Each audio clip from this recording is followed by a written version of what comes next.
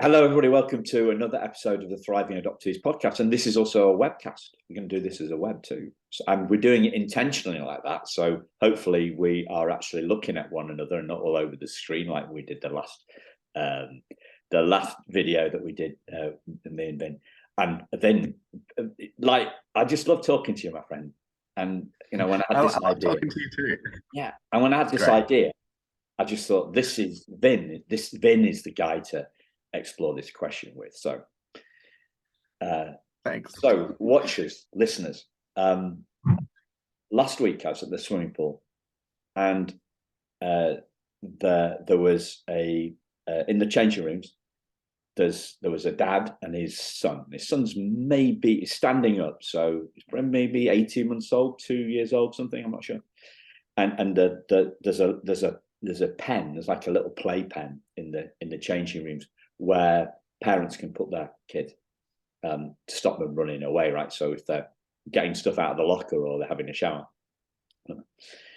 this dad put his lad in the playpen and went off to get the stuff out of the locker, I think. And the son couldn't see him, and as soon as the son couldn't see him, there was this crying. The little boy started crying, and I thought, wow, how sensitive we are to the loss of our parents, right? And then then I got home last night after the swim, and did my afternoon's work, and then I was scrolling through Facebook as you do, and I saw this comment about not feeling good enough, not thinking that we're good enough. We've all thought that, right? That we're not enough. And a question popped into my head, it wasn't fully formed, but it is now. One more bit of context. When I saw that little boy crying, I thought about our 3 dogs that we've had or have. We've got 1 dog at the moment. And I thought about them crying the first night that they were with us and no longer with their mums, right? So it's a visceral fear. So the question is really, how can the anguish of our first night away from our mother, or losing our parent, how can that visceral experience become a thought? And the thought is, I'm not good enough. What's wrong with me? It's a really interesting question, that, and off camera, I was going to ask you a question because you left some bits out, but now you've added it, so my question's kind of void. Okay. So it was good because off camera we were talking about how you were just talking about the mother, and I said, isn't that funny? And I said, hang on, I'm going to ask it on camera. When in the adoption community, you don't hear a lot about the birth father or the father. There's a lot of references to the mother, and your original question that I wrote down was, how can the anguish of losing our mother become the thought that we are not good enough? And I thought, that is really interesting that the parents or father isn't in there, but you added that in, so it's good. But you're right, it's such a great question, and one I have pondered about over the past few years. And it's such a deep question too, because everyone, I think, would have a different answer for this, because I think it is case by case and very much an individual circumstance on the answer to this question. What would you say? Well, first I'll address the gender question and the mum and dad stuff, right? So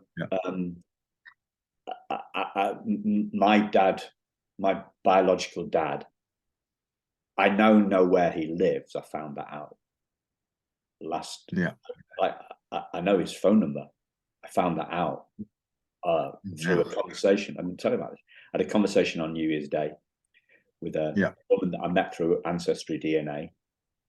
Yeah. Who's my cousin. She's 9 years older than me, and she knows. She remembers her uncle, my father. Yeah. And she told me the town that he lived in. Yeah. And I've Googled it, and we know where he is, right? I know for sure. Oh. Wow. Anyway, but he. So the next question is when or if. Yeah. Anyway, but he wasn't around, so I wasn't attached. I was in my. We were in our mummy's tummies, as they say in kiddie language. You know, we were in the womb, so we were attached. And here's that makes sense. Yeah, but our parents, our dads weren't around. That little boy was attached to his dad. Yeah, and which is, I mean, you know, in that situation, yes, of course, and of course, you know, we have much more of an attachment to our mothers because we were in the womb. Yes, that makes complete sense. But again, though, in the adoption community, I haven't heard much talk of birth fathers. And yes, you are completely right with the attachment to our mothers. But why is that attachment to our fathers? Like, I mean, yes, we don't have the womb attachment to the fathers because we just don't have that. Why? But yeah, it's why is there less attachment, like a lot less attachment to the fathers, like the birth fathers? I never understood that. And it's funny because, I mean, even when I think about my own story, you know, I was told that my father brought me to the orphanage on a cold December 3rd day, and it was snowing, and it all sounded very fairy-like, and I don't believe it whatsoever.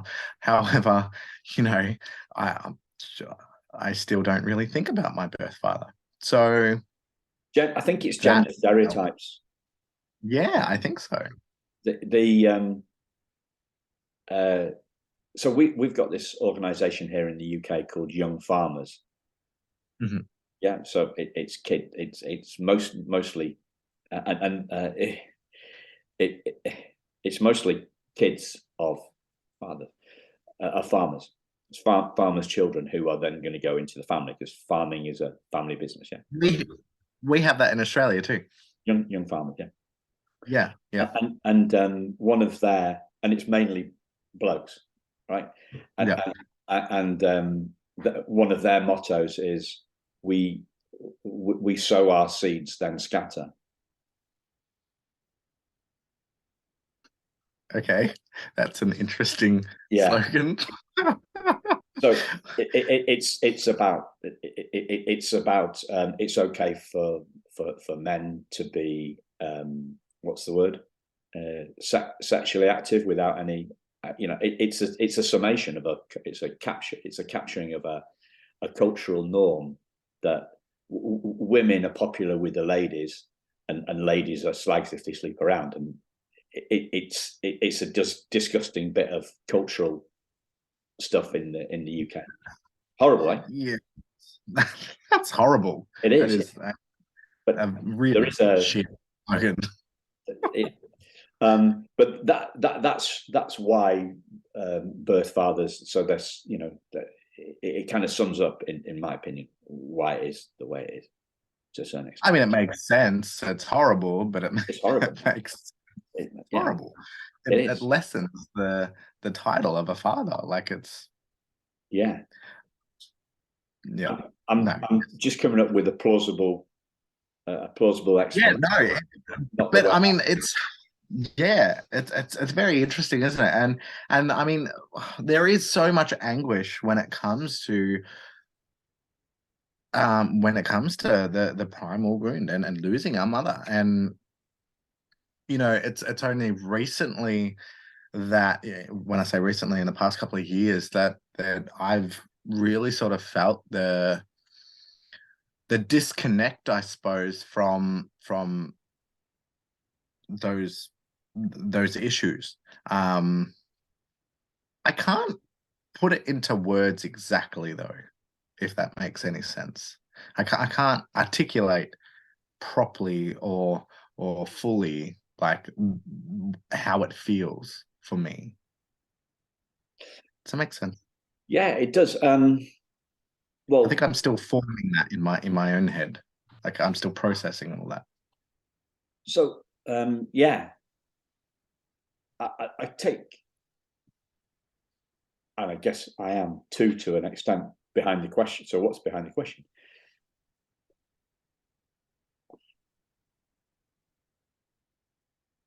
So my 40 seconds of anguish, my first 20 seconds of thought about my birth mother came out as anger.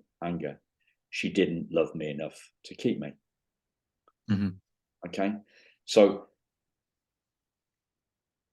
I was projecting it on her.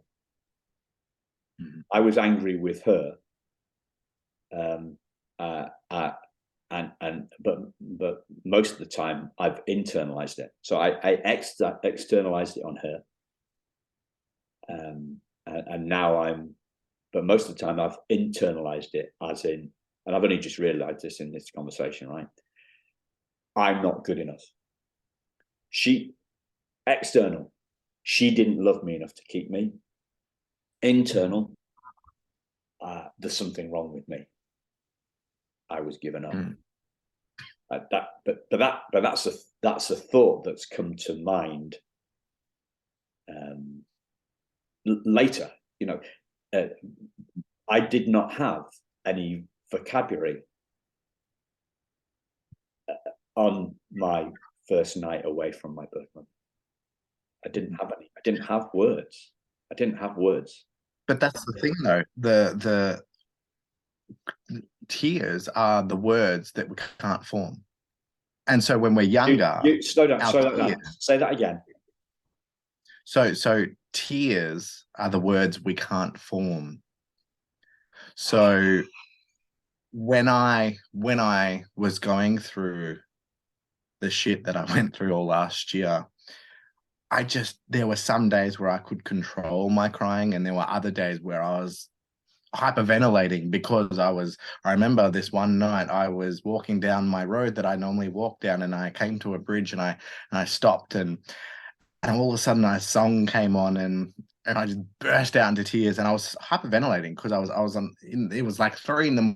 in the middle of this road on a bridge, and I was hyperventilating because I physically I couldn't talk. I couldn't come out with the words, and like I was on the phone to my mum, and like she was trying to calm me and was trying to get the words out, and I just couldn't, and the only sounds were horrible that were coming out, but it was the tears that I just couldn't stop crying.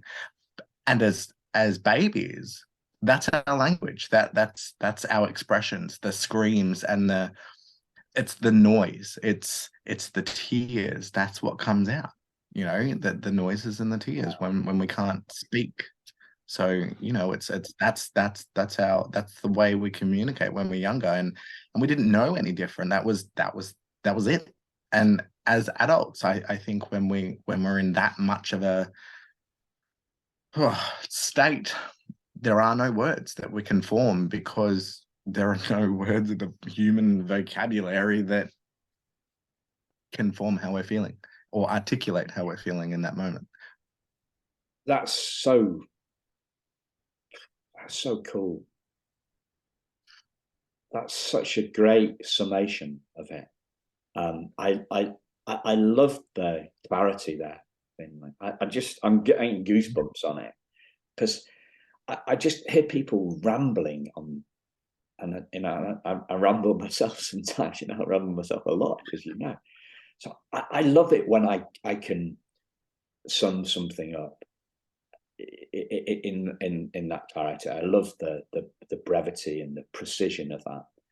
Um, and the first thing that came to my mind on the back of your clarity was something that my mentor, Liz, said to me once. She said, women cry and men fight. Women cry and men fight. And I'm thinking about the connection between tears. Tears are the words we can't form, crying. And I'm thinking about my 20 seconds of anger towards my birth mother. She didn't love me enough to keep me. The anger, right? So anger drives fighting. So we've got cry, get upset, or get angry. Cry or fight. It's this, we've heard of the fight, flight response. Well, there's also freeze. Yeah, the freeze. Yeah, the freeze. I've frozen a lot, actually. I have frozen. An argument with some friends that's just popped into my head from like 30 years ago, and this guy,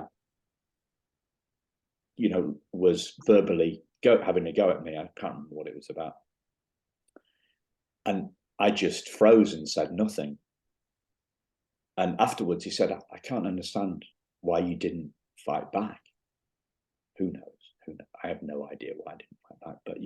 But fight, flight, or freeze. Well, what can we do as what do we do as babies? We can't. We can. Are our tears our tears our fight against the situation that we find ourselves in? We can't fly because I was 5 weeks old, so I wasn't. You were 10 months, so you were walking maybe at 10 months, were you? I think so. You could have run, but you wouldn't have been able to. Probably weren't tall enough to reach the door handle and run out, right? No. Before we get too far away from what you just said, I really want to go back to what your mentor said to you with the crying, women cry and men fight. That's really interesting because this may sound really, I don't mean it to sound like any gender specific or whatever. I think it's expected to see women cry, and it's not expected to see men cry because we're meant to be the manly one, the macho one, the one to keep it all together and to be strong. But men cry all the freaking time. It's just you don't see it. Men will go off into a room and cry, or go into a shed, or again, stereotypically go into a shed. I just want to smash those stereotypes. Men cry, so it's not expected that men cry, but they cry. So I just want to smash that stereotype of everyone cries. It's just that we live in a world where if you are a man and you do cry, you're considered weak. Well, no, you're not. Gone are the days where that's old saying, swallow some concrete and harden that up. That doesn't apply these days. That's you got to feel and you got emotion. So I just wanted to go back and quickly touch on that before we. Thank you. Yeah, I just danced straight past by the stereotype on the basis that it was something that a woman said rather than me. If I'd said it, I would have definitely added a kind of this is a gender stereotype thing. But because I was quoting her, I thought I can just skip by that. So interesting. But I think it doesn't matter who says it though. That's the thing. I think it's worse if a woman does say it, because then she's not taking it into consideration that men, she's kind of, and I'm not meaning her specifically, I'm just meaning in general, if any woman said that comment, it carries on and keeps the stigma, like it, so that's where we kind of have to break it, Yeah, and yeah. it not matter who Yeah. says it. Yeah. I Not also that I want. think, yeah, I think I was looking to dodge that rabbit hole. It is a rabbit hole. It is, but It I is a did want rabbit to sort hole. of. So let's go back to the point then. Let's Yes. go back to the question. So, how Yeah. can the anguish of losing our mother become a thought? Become a thought, and that thought being that we're not good enough.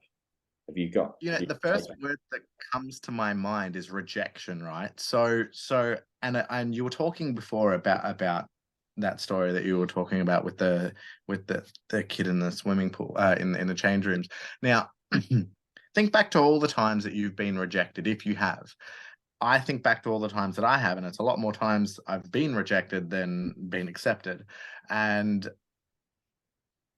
I think, especially when I was younger, you don't know it's a rejection until it's physically like pointed out to you, because you don't know any better. You're not used to that type of thing. But as you get older and the more you get rejected, it becomes more apparent.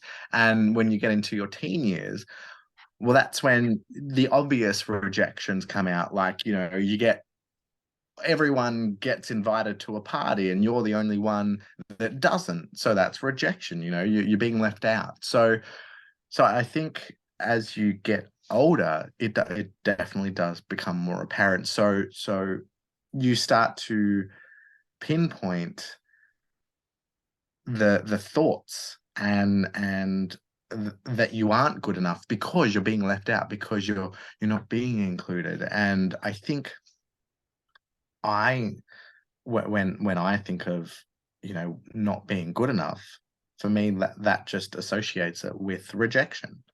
And and it makes sense because when I go back to read my adoption files, it says that I was given up because I was ashamed to the family. Again, that's rejection. So and it's not, it then tells me that I wasn't good enough for the family.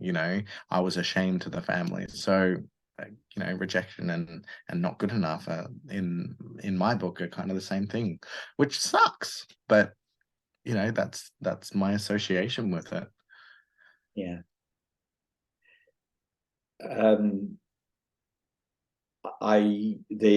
The story in my life that came to mind was I'd been in the rugby team for a couple of years, and then and like there was the top team and the second team, right? I'd been in the top team, and I remember not being told that I hadn't made the cut. Well, I didn't say that. They said, right, okay, so this is the team for this year, right? So a couple of months, I've been in the I'd been in the team, and then I was another boy was selected in my place, right? So they announced the team. So this is the team, and it didn't have my name in it when it read out the 15 names. And I was 13, and I remember turning away. I remember tears coming to eyes. I remember them prickling in my eyes, and I remember turning away so nobody saw me. And I remember a couple of years later seeing another lad do exactly the same when he wasn't selected for the swimming team. Mm-hmm. And I turned away in the shame because, as that Cure song goes, boys don't cry. Yeah. In the gender stereotype. I'm going to answer. I'm going to say. I'm going to take a stab at answering my own question. Yeah. How can the anguish of losing our mother become the thought that we're not good enough? And I believe it's a it's an inkling we have that snowballs. Mm-hmm. So the feeling becomes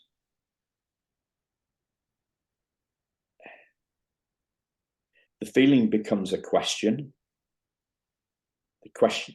The questioning mind develops. I'm not a psychologist or a shrink or a child development guy, but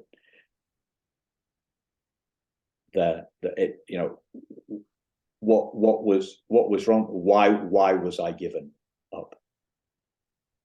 The rational brain isn't there. Mm-hmm. Because we can't form the words, because you said tears are the words we can't form. We can't form the words until the brain has developed to a certain stage. A question comes in, why? We see around us the sanctity of the mother-child relationship, and a sacredness. I can't remember. I don't know what the word is. And we think, well, what could possibly break that? Mm-hmm. And we come up with this question: what was wrong with me? And then the brain goes to, there must be something wrong with me. The brain is a meaning seeking missile. Like it gets locked on. Once we've got a question, we're innately curious, and our curiosity has led us to invent the wheel, whatever, everything. Curiosity is, so we've got a question, and so if we've got a question, then we need to resolve it, because we're not happy we're not happy hanging out in uncertainty. Our curiosity becomes a drive, and we have to. It's the drive, like the drive for our truth, our truth. Yeah.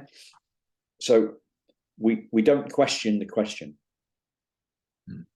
We just look for the answer, and our mind starts its look, its search outwards and inwards, and then we see something about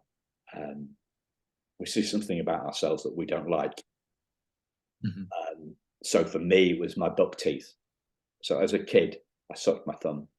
People say, "Oh, it's adoption, it's self-soothing," and like shrinks would have a field day, obviously, with that. Who knows? Come on, me. Who knows? Oh, right. Well, it was because of the absence of your birth mother's nipple, and you couldn't breastfeed. Da, da, da. Who knows? I mean, like, exactly. You're frowning at me, that. But brains can go that way, can't they? Oh yeah, for sure. But how many people who aren't adopted suck their thumb? Exactly.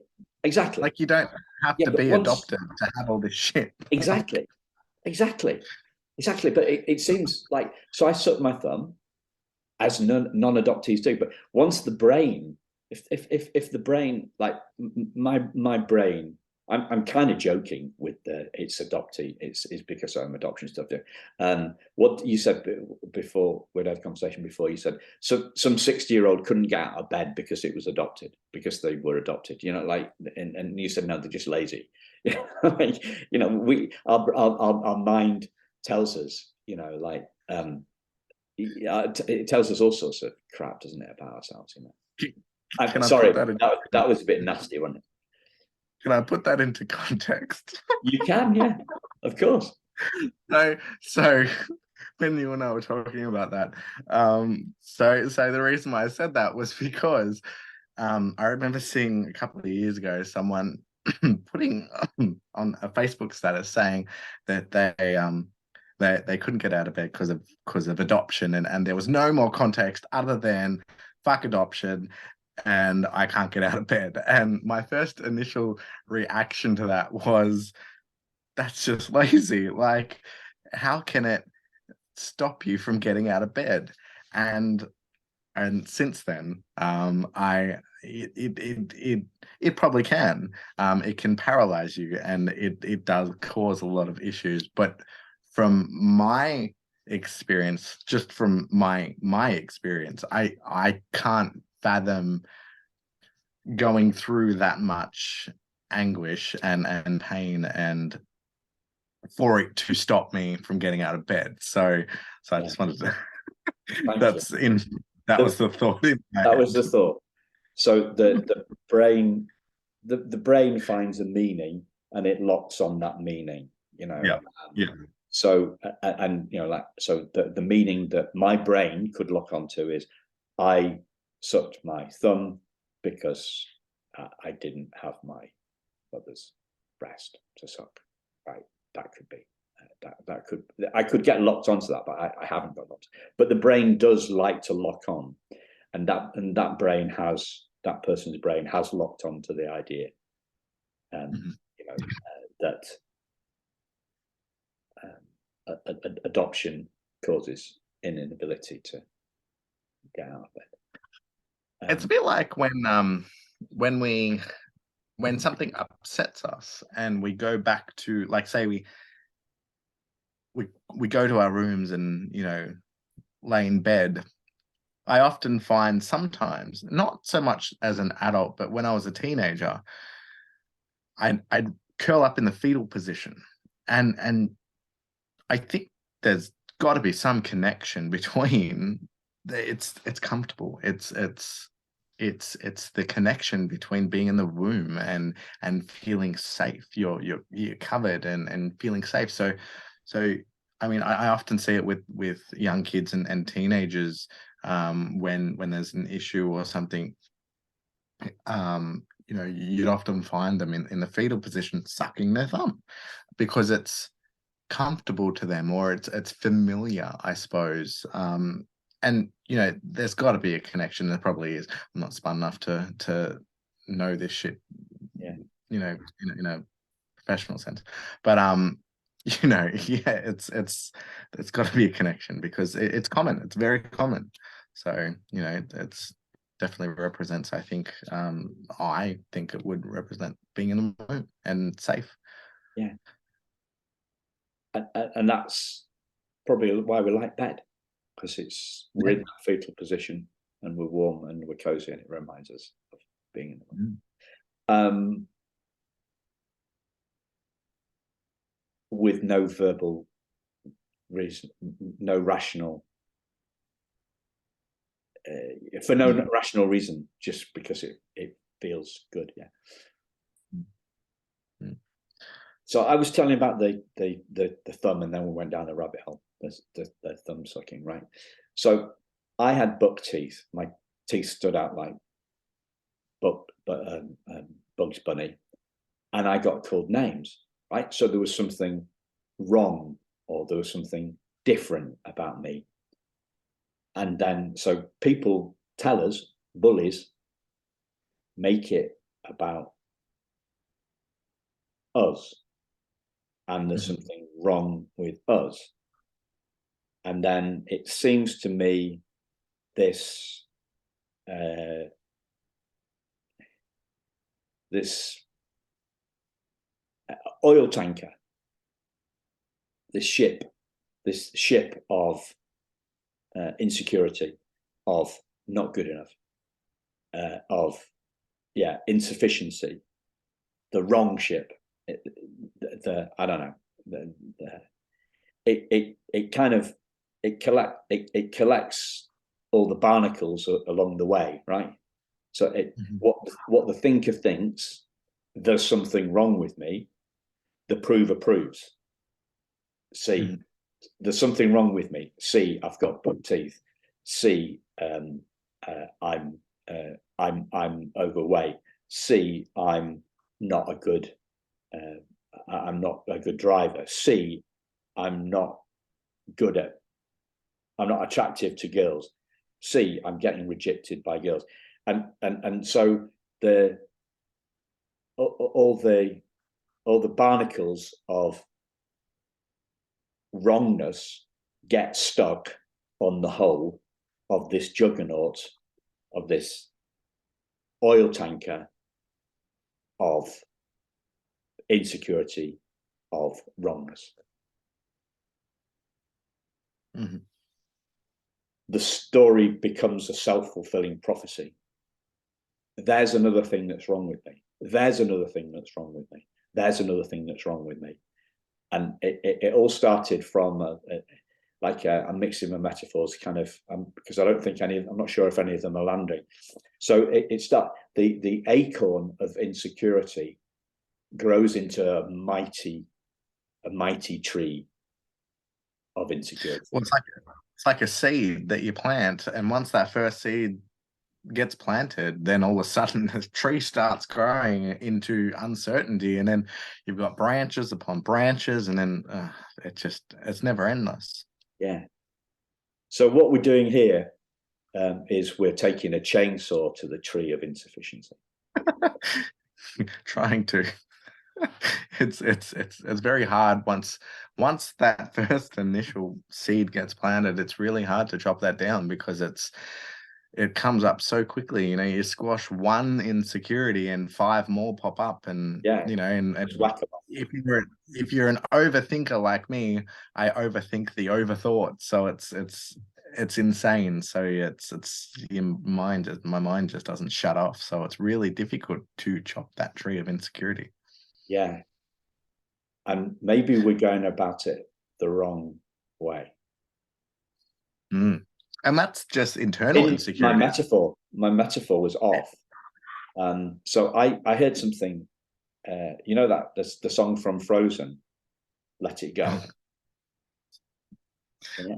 I've gone about 4 weeks without hearing that song, so now it's going to get stuck in my head. So thank you. An earworm, yeah, an earworm. Okay. Yeah. I wrote something to myself whilst listening to an audio this morning, walking little Rosie, and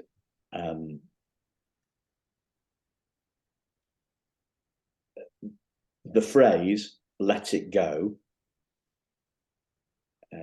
presupposes that there is something to let go of.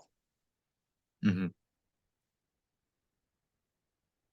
So what's the it? The it is a thought, or in this instance, a belief. Mm-hmm. It's a belief that I'm not good enough. So I'm not making sense. I'm gonna try a metaphorical juxtaposition here. I'm going to try and put two metaphors next to each other, and then you can see whether I'm making any sense. You can tell me. Okay. So on the one hand, we have a tree that we need to cut down, and that was my metaphor, the chainsaw one. Right? I think I was off with that.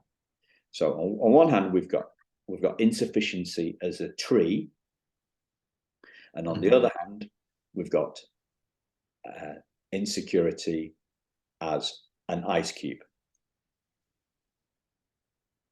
Okay, you with me so far? Insecurity is either a tree or an ice cube. Yeah. Okay. Yeah. I don't think the tree works, so let's go on to the ice cube one. Right. What we do with this this ice cube is we bring it out into the warmth. We bring it out into the sunshine, and we have a look at it. And as we look at it, and as the sun beats down on the ice cube, it melts to become a puddle of water. And then the puddle of water evaporates, and there's nothing there. There was another, it looked like that there was something there. Yeah. I am insecure becomes I felt insecure, but I don't feel insecure anymore because my insecurity has melted. It was a belief that I held to be true. I have seen through it, because literally, think of an ice cube, you can see through it. It is clear. It's clear. You can see through it. And so, was there anything there? Was there anything ever there? No, it was just an ice cube that was made out of lots of little thoughts that had come together. So I don't. There's nothing to let go of, because the ice cube is gone. The ice cube's gone, but it formed into water and it's still there. But the water can evaporated, mate. Evaporated, mate. Well, I mean, I'm not sure if I sort of understand that metaphor. It's a bit tricky, but I sort of get it. I mean, if it evaporates, then yeah, I get it. Let me try it a different way. Okay. What are beliefs made of? The thoughts in our head. Yeah. And what if we don't take those thoughts seriously? Then we don't take it on board and it doesn't become an issue. Bingo. But then it has so many factors to that of who said it, what was it about? There's too many things. Yes, minds are going to overcomplicate it. Definitely. It is. I mean, and especially in my mind, it overcomplicates everything. Someone says hi, and I'm like, I think about that, and I think about who it is that said hi, and I think, it's interesting. Well, we'll have the overthinking Olympics. We yes, we can have Great Britain versus Australia. And, I can be a close silver to your gold. Aussies are far better at sport than Brits, generally speaking. Aussies are better at sport. I am not. Me neither. So I'm the central, let me try another one, right? Yeah. How big is a problem when you're not thinking about it? Well, then it's not a problem if you're not thinking about it. How big is a problem when you don't think it's a problem? Well, it's not. It's not. So, summarize your point. Because I'm a bit confused where all these metaphors are going. Okay. Not good enough is a story that we tell ourselves and it's not true. Yeah. Okay. That is true. Yeah. It's so easy though to think that, and I suppose this is the layer of adoption. I mean, you don't have to be adopted, and I always say this. I always do say this, and I think I know I've had a few adoptees come back at me and have a go at me for saying this, but it's true. I think it's selfish for adoptees to think that these problems and issues are only specific to adoptees. They're not. Any issue is not adoptee specific. I mean, anyone can have, apart from maybe like, primal wound and, I'm not even going to get into that. But what I'm trying to say is you don't have to be adopted to have a shit family. You don't have to be adopted to have a lot of the issues that adoptees have. That's my point. But yes, I think having the extra layer of being adopted really, really affects the thought that we aren't good enough, especially if our situation wasn't a positive situation. I mean, it's not really a positive situation if you're being given up anyway, because then you wouldn't have been given up. But it's I'm just going to shut up because I feel like if I speak any further to this, I'll dig a hole and I won't get out of it. Okay. But hopefully you see my point of what I I'm do trying to see say. your point. And I hope it makes sense. It does makes perfect sense. That little boy that I saw at the swimming pool, who was crying about his dad, going 20 yards to the other end of the swimming pool, looked just like his dad. There's no way that he was adopted, that kid. No way. No way wrong. And he was still upset by the fact that his dad wasn't there. This thing, I'm going to go really bold on this. Yeah. All humans fear abandonment. Yeah. Every single one of us.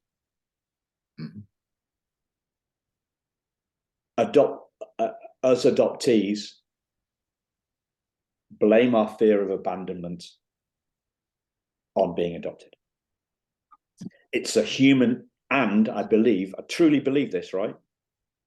I'm being very bold. It's a human thing, not an adoption thing. Sorry. I believe that's very true as well. However, I think the extra layer of adoption affects it greater than someone that wouldn't be adopted. And you're right. I think everyone fears abandonment, whether you're adopted or not. But again, with the layer of adoption, it heightens that. Maybe I'm in denial on this. Maybe. But it's not to say that you're not aware that you might be in denial of it, because it's and some people may not see it. I didn't see a lot of issues until I had to deal with it, or until it was pointed out to me and I was forced to deal with it, or forced to understand that was even an issue. There was a lot of stuff that I didn't know I realized I needed to deal with. And that's one of the dangerous things about the adoption community, is that you have people that will gladly point out things that you may not be ready to deal with, or you may not even know existed. And unless you, I suppose, can sit back and take that and say, hey, okay, well, I didn't realize this was an issue. Unless you can do that of sound of mind, then you're going to get angry and you're going to get defensive and you're going to start going, hang on a sec, no, and you're going to deny. But eventually it comes in and eats at you, and there's that little voice in your head going, hang on a sec, they said this. Is it true? And then again, you attach onto something until you... We're recording this on Wednesday, lunchtime, UK. On Monday evening, some abandonment stuff,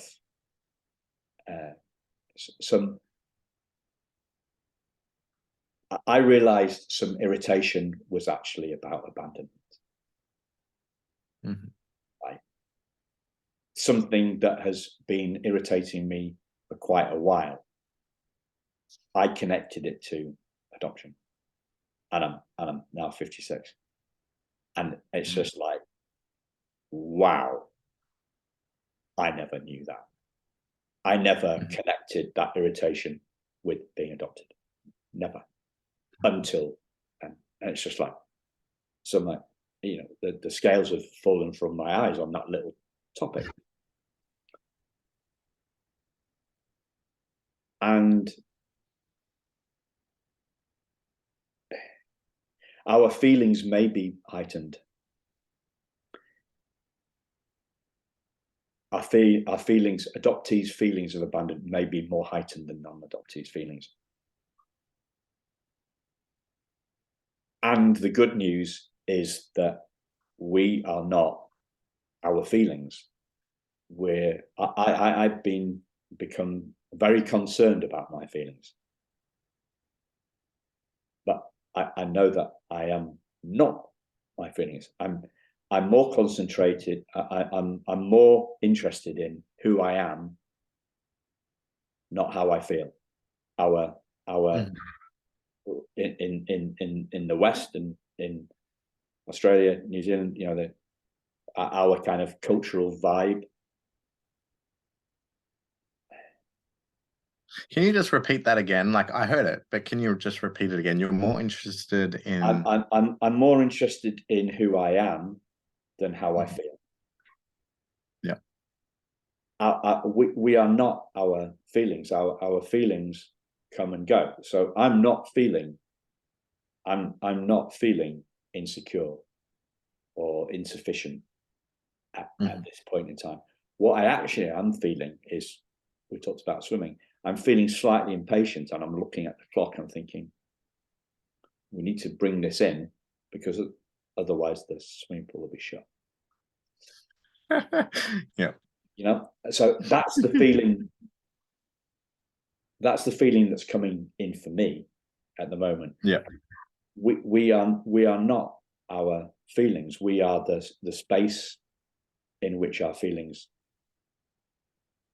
arise. Mm. But I have been obsessed with my feeling. I'm taking a step back. So our being